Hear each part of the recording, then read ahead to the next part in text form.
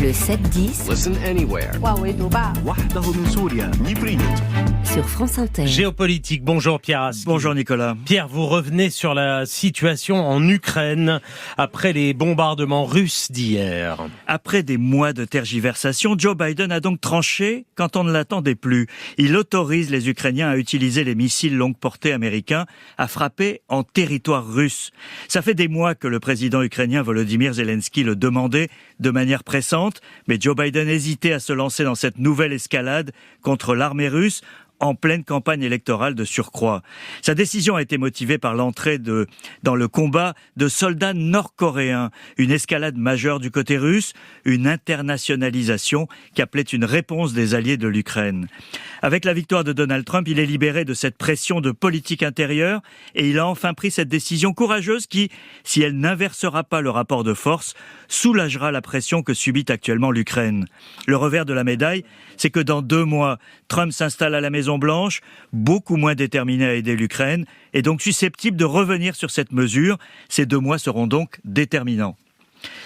Sur le plan militaire, l'utilisation des missiles américains, mais aussi britanniques et français, qui seront vraisemblablement concernés eux aussi par le feu vert de Washington, va donner plus de marge de manœuvre aux Ukrainiens sur la défensive. Ils sont attaqués à la fois sur leur position dans la région de Koursk, en territoire russe, qu'ils veulent garder comme monnaie d'échange en cas de négociation, que dans l'est de l'Ukraine, et par les airs.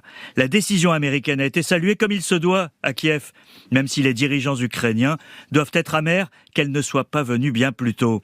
Et elle a été vivement dénoncée à Moscou, à un moment décisif de cette guerre qui dure depuis bientôt 3 ans.